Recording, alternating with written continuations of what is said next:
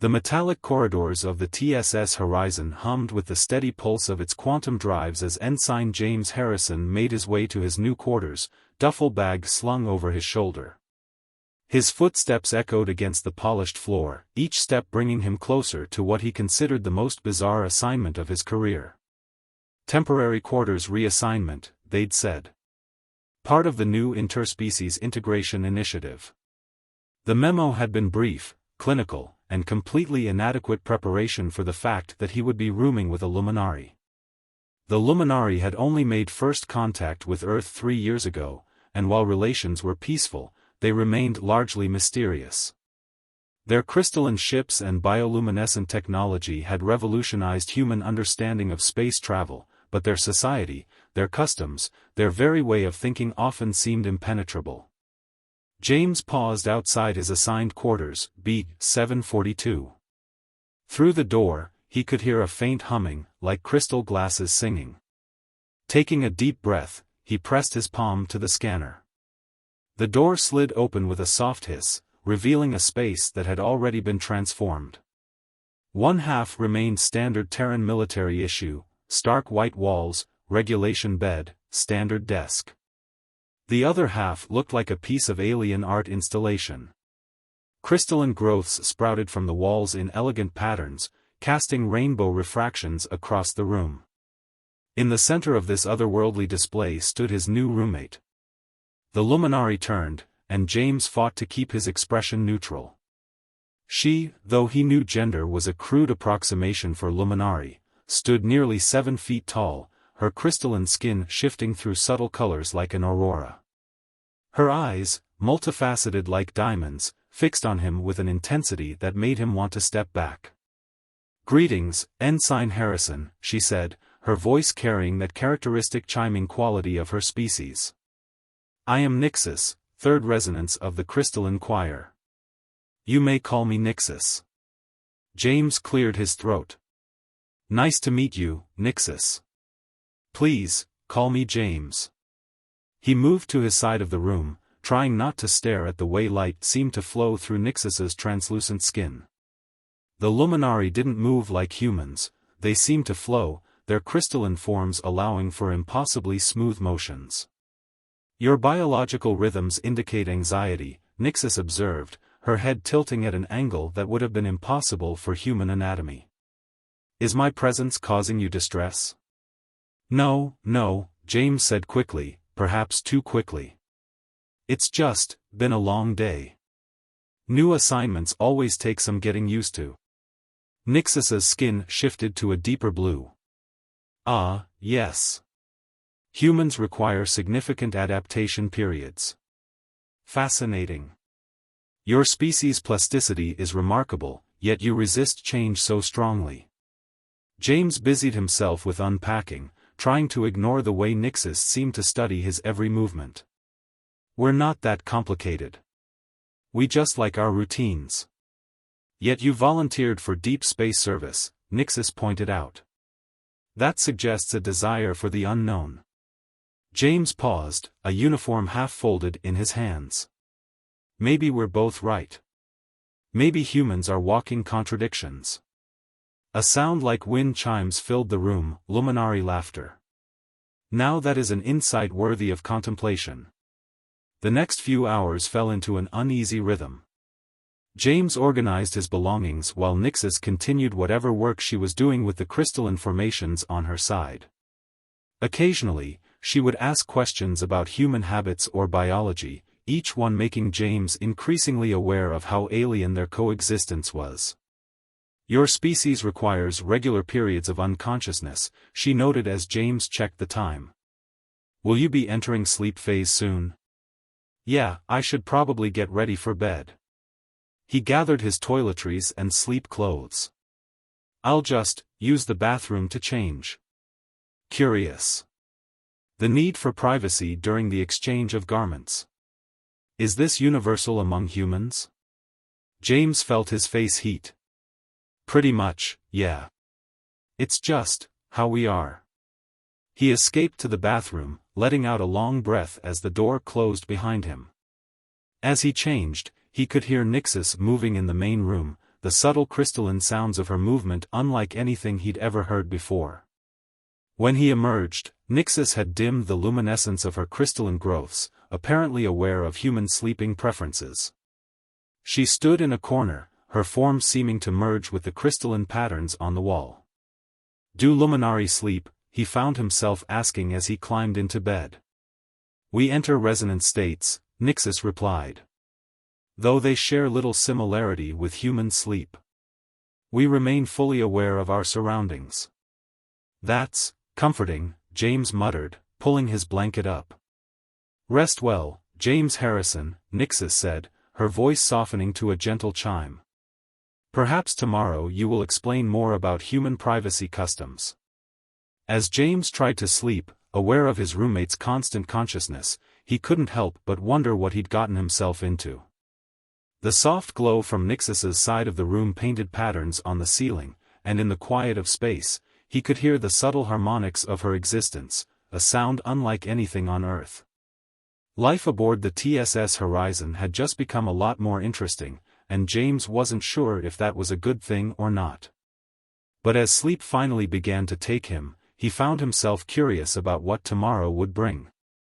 After all, how many humans could say they'd learned about the universe from their alien roommate's perspective? In the darkness, Nixis continued her silent vigil, her crystalline form shifting through colors too subtle for human eyes to perceive, while the stars streamed past their window in endless rivers of light. James's morning routine was interrupted by the soft chiming sound that seemed to follow Nixis everywhere. He'd been reaching for his uniform when she entered their quarters, her crystalline form casting prismatic patterns across the walls. "Your epidermal temperature has increased by 2 degrees, Nixis observed, her multifaceted eyes fixed on him. "Are you experiencing distress?" James clutched his uniform closer to his chest, acutely aware that he was wearing only his sleeping clothes. "I'm fine. Just, wasn't expecting you back so early." "Ah." Nixis's form shifted, colors rippling through her translucent skin like aurora borealis. "You anticipated privacy for your morning transformation ritual." "It's not a transformation, it's just changing clothes," James said, fighting the urge to roll his eyes. "And yes, some privacy would be nice." Instead of leaving, Nixis tilted her head in that unnaturally fluid way of hers. "Your species' relationship with nudity continues to fascinate me. Among the Luminari, form is merely a temporary state of being. We shift and flow as needed." As if to demonstrate, her crystalline structure rearranged itself slightly, edges softening and hardening in a mesmerizing dance. James found himself staring despite his discomfort. "That's different," he managed. "But humans aren't exactly shapeshifters. Our bodies are more permanent, more personal." "Personal," Nixis repeated, the word chiming like a bell. "Yet you share this space with me. Is that not personal as well?" James hadn't expected a philosophical discussion while standing in his pajamas, but something in Nixis's genuine curiosity made him pause. "I guess it is. But there are different levels of personal, different boundaries." "Boundaries?" Nixis moved closer, her crystalline form casting rainbow reflections across James's face. "Like the barrier between your species and mine? The space we maintain even as we attempt connection?" The conversation had taken an unexpected turn, and James found himself struggling to maintain his composure. "Look, Nixis, I appreciate the cultural exchange, but I really need to get ready for my shift." To his surprise, Nixis retreated, her form flowing smoothly toward the door. "Of course. I shall resonate elsewhere until you have completed your preparation." She paused at the threshold. "But James, perhaps consider that boundaries exist to be understood, not merely observed." With that cryptic statement, she left, leaving James alone with his thoughts and the lingering rainbow reflections on the walls. His shift in engineering passed in a blur of routine maintenance and system checks, but his mind kept returning to Nixis's words. By the time he returned to their quarters that evening, he'd made a decision. Nixis was there, her form merged with the crystalline growths on her side of the room in what he'd learned was her equivalent of relaxation. She shifted as he entered, detaching herself from the formation. "I've been thinking about what you said," James began, setting down his toolkit. "About boundaries and understanding." "Your tone indicates uncertainty," Nixis observed. "Yet your biological markers suggest determination." James took a deep breath. "I want to understand. Your culture, your perspective. But you need to understand ours too. Humans need certain things: privacy, personal space, time to process. It's not about keeping distance, it's about respect." Nixis's form pulsed with a soft blue light. "Respect. Yes. This concept exists among the Luminari, though perhaps differently. We respect by seeking to understand, to resonate with other frequencies of existence." "Then maybe that's our common ground," James suggested. "Different methods, same goal." Something shifted in the room's atmosphere as Nixis moved closer, her crystalline form catching the starlight from their window. "You suggest a harmony between our differences rather than an elimination of them." "Exactly." James found himself relaxing despite their proximity. "We don't have to become each other to understand each other." Nixis's form brightened, sending cascades of color across the room. "This is why your species intrigues us so deeply, James Harrison. You maintain your solid form, yet your thoughts flow like liquid light." The compliment, if that's what it was, caught him off guard. "I'm not sure about that. I'm just trying to make this work." "As am I," Nixis replied, her voice carrying harmonics that seemed to resonate in James's chest. "Perhaps this is why the universe brought our paths together, to learn that understanding does not require transformation." As they stood there, human and Luminari, the space between them seemed less like a boundary and more like a bridge. The stars beyond their window continued their eternal dance, witnesses to this small moment of connection between two very different forms of life. For the first time since this assignment began, James felt truly comfortable in Nixis's presence. The alienness of her form no longer seemed threatening, but rather a different expression of life's endless possibilities. And in that moment, he realized that maybe, just maybe, this unexpected assignment wasn't so bizarre after all. The first warning came as a subtle vibration through the deck plates, so faint that James might have missed it if he hadn't been running diagnostics on the quantum drive's cooling system. But something about the frequency felt wrong, setting his teeth on edge. "Computer, full spectrum analysis of drive harmonics," he commanded, fingers dancing across the holographic interface. The results made his blood run cold. "Alert, quantum drive resonance approaching critical threshold," the computer announced, its calm voice at odds with the dire warning. "Containment failure predicted in 47 minutes." James was already moving, his mind racing through possible solutions. A quantum drive containment failure wouldn't just destroy the ship, it would tear a hole in spacetime itself. "Engineering to bridge, we have a situation dash." The ship lurched violently, sending him stumbling against a console. Emergency lights flashed as the quantum drive's distinctive hum shifted to a dangerous whine. "Bridge acknowledges," Captain Reed's voice crackled through the comm, "status report, ensign." "The drive's resonance chamber is destabilizing," James reported, scanning the rapidly deteriorating readings. "Standard containment procedures aren't working. It's like something's amplifying the feedback loop dash." A familiar chiming voice cut through his explanation. "James." Nixis stood in the engineering bay doorway, her crystalline form pulsing with urgent colors. "The drive's frequency, it matches the harmonic signature of a Luminari stellar shard." James stared at her, his mind making connections at lightning speed. The Luminari had provided some of the quantum drive's core technology, but they'd never fully explained how it worked. "You can sense the drive's resonance?" "More than sense." Nixis flowed into the room, her form already shifting. "I can interact with it. But I need your help." Another violent shudder ran through the ship. 35 minutes to containment failure, the computer helpfully announced. What do you need? James asked without hesitation. Nixus's form continued to change, becoming more angular, more crystalline. Your human technology cannot interface directly with the quantum harmonics, but I can.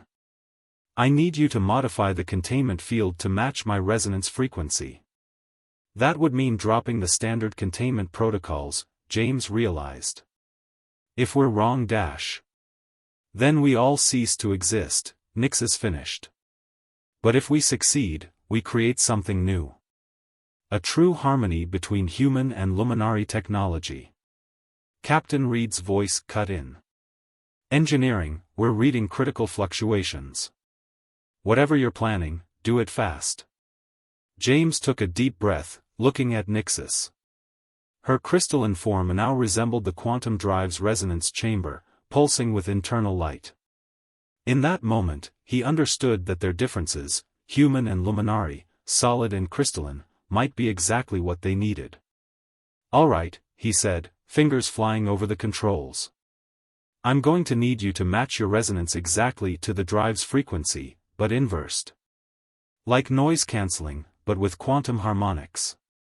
The principle is sound, Nixus agreed, her voice taking on a strange, echoing quality.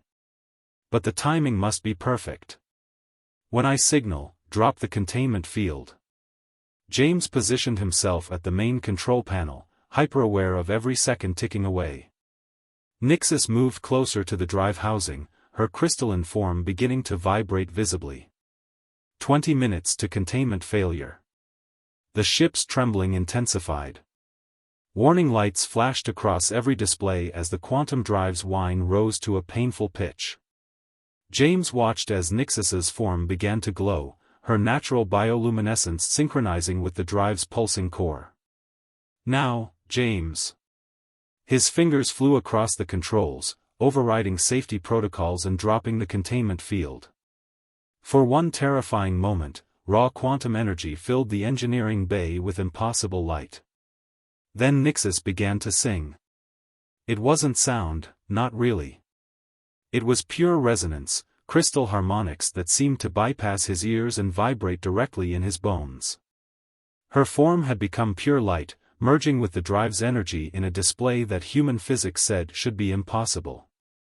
The ship's shuddering began to ease. On his displays, the critical readings started to stabilize, dropping back from the red into safer territories. Nixus's song continued, weaving the chaotic energies back into harmony. Drive stabilization at 60%, the computer reported. 70%. 85%. James could barely breathe, watching as Nixus literally merged with the quantum drive, her crystalline nature allowing her to do what no human could. She was creating a new kind of containment field, one that worked with the drive's energies instead of trying to suppress them. Containment restored. Drive functioning within normal parameters. The impossible light faded. Nixus's form slowly separated from the drive housing, reforming into her usual shape. She swayed slightly, and James rushed to her side without thinking. "Are you all right?" he asked, reaching out to steady her despite knowing she didn't really need it. "The resonance was intense," she said, her voice carrying harmonic overtones he'd never heard before. "But successful. We have created something unprecedented, James Harrison." Looking at his displays, James had to agree. The quantum drive was running more efficiently than ever, its energy patterns showing a perfect blend of human and luminary engineering. "Engineering," Captain Reed's voice returned. "Want to tell me what just happened down there?" James looked at Nixus, who was still glowing faintly with residual energy. "Sir, I think we just discovered a whole new way of thinking about quantum mechanics. And it took both of us to make it work." As the crisis subsided and the cleanup began, James couldn't help but notice how natural it felt now, working alongside Nixus. The barrier between human and luminary seemed thinner somehow, transformed by their shared triumph into something more like a connection point than a dividing line.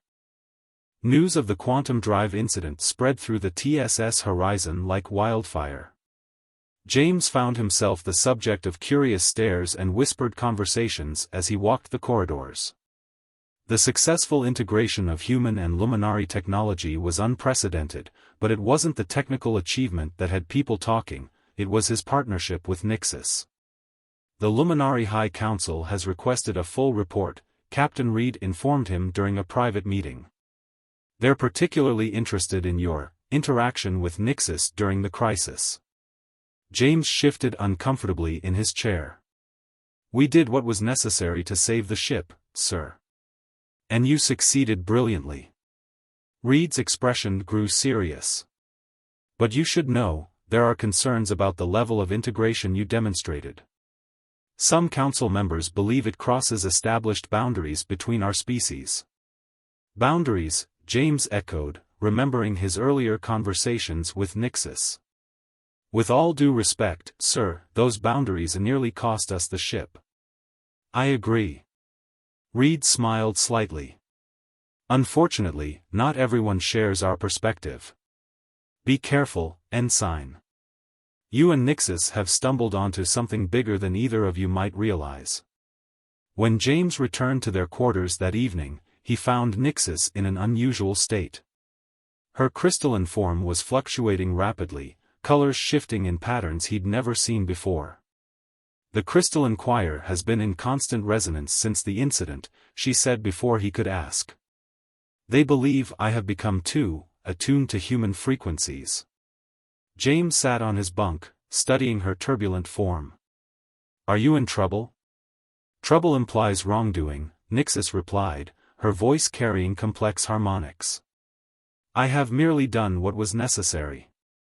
But among my kind, necessity does not always justify deviation from established patterns. They're afraid, James realized. Afraid of what we proved is possible. Nixus's form stabilized slightly, settling into deeper shades of blue. Fear is a crude approximation, but not entirely inaccurate. The luminary value harmony above all else.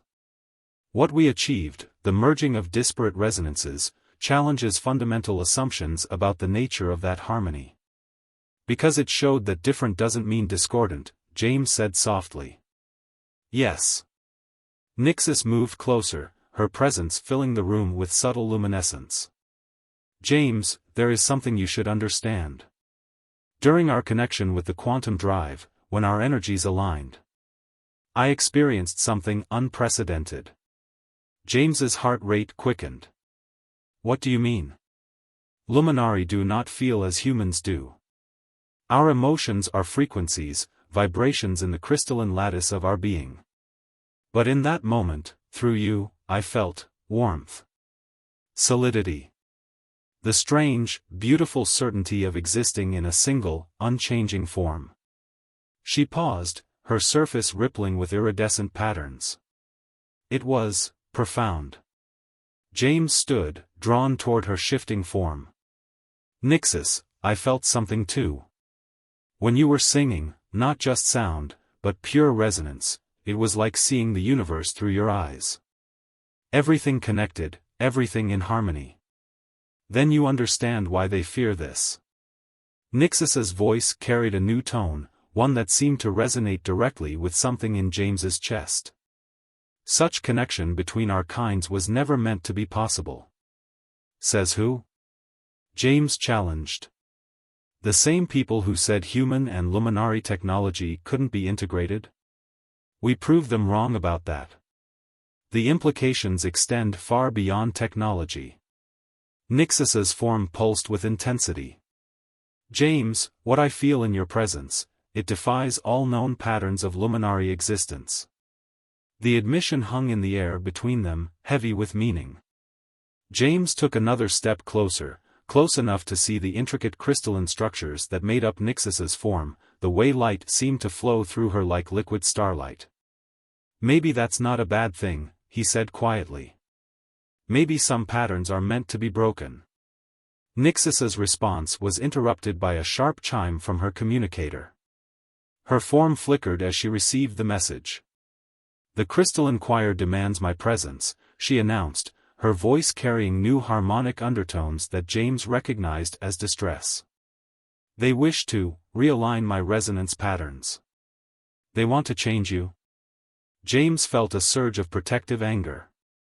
Because of what happened? Because of what is happening, Nixis corrected, her form shifting closer to him. Because of what I am becoming through my connection with you. The implications of her words struck James like a physical force. This wasn't just about their handling of the crisis anymore. This was about them, whatever was growing between human and luminary, solid and crystalline, two forms of life that were never meant to connect so deeply. Don't go, he said, surprising himself with the intensity of his plea. We can figure this out together. Nixis's form pulsed with colors he'd never seen before, creating patterns that seemed to reach out toward him. The choice may not be mine to make. The harmony of the choir has sustained my kind for millennia. To break from it would be unprecedented, James finished. Like everything else about us. The space between them seemed to vibrate with possibility, with decisions yet unmade and consequences yet unfaced. Outside their window, the stars continued their eternal dance, indifferent to the boundaries being challenged within this small room aboard the TSS Horizon. The summons from the crystalline choir couldn't be ignored forever. As Nixis prepared to depart, the crystalline growths on her side of the room began to retract, leaving the walls bare and oddly lifeless. James watched the process with a growing sense of dread. The choir has arranged transport, she announced, her voice carrying harmonics that made the air itself seem to tremble. A luminary vessel will arrive within the hour. And then what? James asked, fighting to keep his voice steady. They'll reprogram you? Make you forget everything that's happened here? Nixis's form rippled with complex patterns. They will attempt to restore my original resonance pattern. To remove what they see as contamination. That's not right. James paced the room, anger and frustration building in his chest. You're not contaminated. You're evolved. We both are. Before Nixis could respond, Captain Reed's voice came through the comm system. Bridge to Ensign Harrison. Please report immediately. James exchanged a look with Nixis, whose crystalline form had taken on a deep, midnight blue hue. I'll be right back, he promised. But when he reached the bridge, he found not just Captain Reed but also Admiral Thompson, her stern face displayed on the main view screen. Behind her, he could see the distinctive architecture of Starfleet Command. Ensign Harrison, the Admiral began without preamble, we've received a formal protest from the Luminary High Council regarding your involvement with their exchange officer. James stood at attention, his mind racing. Ma'am, if this is about the quantum drive incident This goes beyond the drive incident, Thompson cut in. The Council believes you have unduly influenced their officer, encouraging deviation from established protocols. They're demanding immediate separation and cessation of all unauthorized integration experiments. With respect, Admiral, Captain Reed interjected, Harrison's actions saved this ship. The integration techniques he and Nixis developed could revolutionize our understanding of quantum mechanics. The potential benefits are not in question, Captain. Thompson's expression softened slightly. But we're walking a diplomatic tightrope here. The Luminari are crucial allies, and their cultural taboos about species integration must be respected. James felt something snap inside him. Cultural taboos, he said, forgetting protocol. Admiral, the universe doesn't care about our taboos. What Nixis and I discovered, it's not just about technology. It's about possibility. About what we can become when we stop letting fear dictate our boundaries. Ensign, Thompson warned, but James pressed on. The Luminari ship will be here any minute to take her away. To fix her. Because she dared to connect with something different. Is that really the kind of alliance we want to preserve? A tense silence fell over the bridge. Then, unexpectedly, Captain Reed smiled. "He has a point, Admiral. Perhaps it's time we all faced our fears about true integration." Thompson opened her mouth to respond, but at that moment, the tactical officer called out, "Captain. Luminary vessel approaching, but something's wrong with their drive signature." James's blood ran cold. He knew instantly what had happened.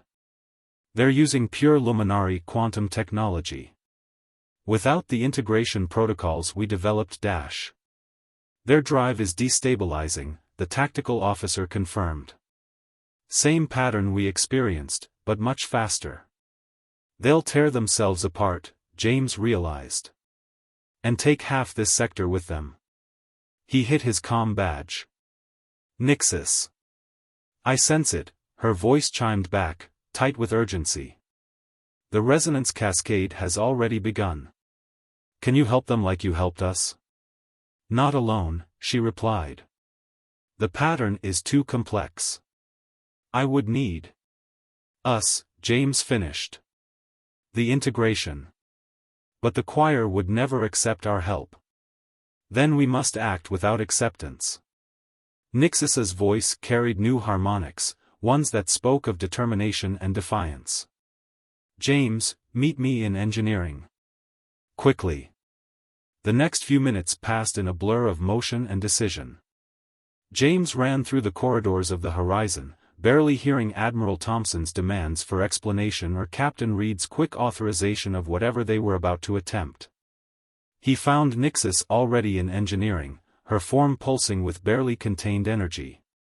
"The choir's ship is in full resonance cascade," she announced. "Their pride prevents them from admitting the danger." "Then we'll save them anyway," James said, moving to the quantum drive controls. "Like we did before, but bigger. We'll project our integrated containment field around their vessel." "The energy required would be enormous," Nixus warned. "And the connection between us would need to be total." James met her multifaceted gaze. "Will it hurt you?"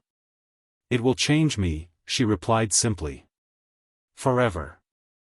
As you have already changed me." Without hesitation, James began the power-up sequence. Better changed than destroyed. The next moments seemed to exist outside of normal time. As the quantum drive spooled up, Nixus's form began to shift and expand, filling the engineering bay with crystalline structures that pulsed with inner light. James felt the familiar resonance building in his bones, but this time he didn't resist it. When Nixus began to sing, James let himself flow into the harmony.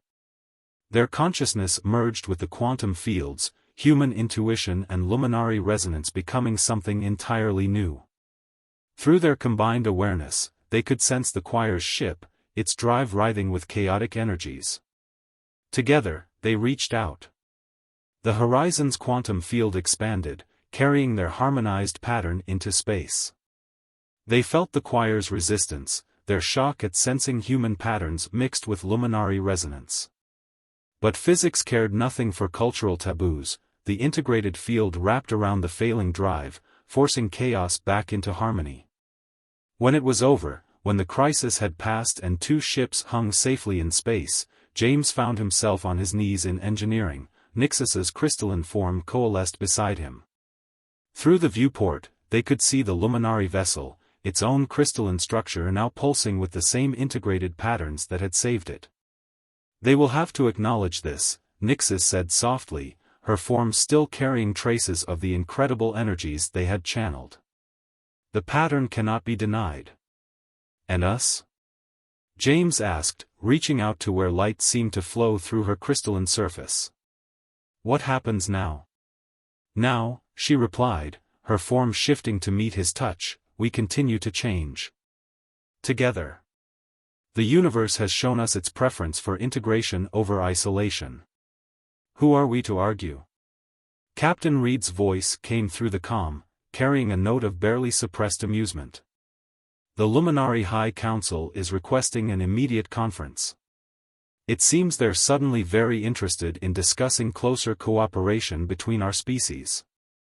James looked at Nixus, seeing in her multifaceted form all the possibilities they had unlocked together. Shall we show them what harmony really means? Her response was to pulse with colors that seemed to reach into his very soul, a symphony of light and emotion that needed no translation. As they made their way to the conference room, the crystalline patterns on the walls of their shared quarters began to spread, no longer confined to one side. Like their inhabitants, the room had become something new, not human, not luminary, but a harmony all its own. The universe, it seemed, had plans of its own for breaking down the boundaries between species. And it had started with an unexpected assignment and one fateful moment of seeing each other, truly seeing each other, for the first time.